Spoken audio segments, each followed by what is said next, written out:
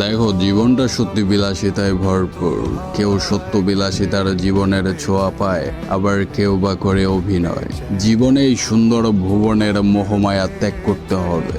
জীবনে বহু মানুষ আসবে যাবে, সময়ের বিবর্তনে তুমি একটা একটা করে মানুষ চিনবে, কেই বা আপন আর কেই বা পর।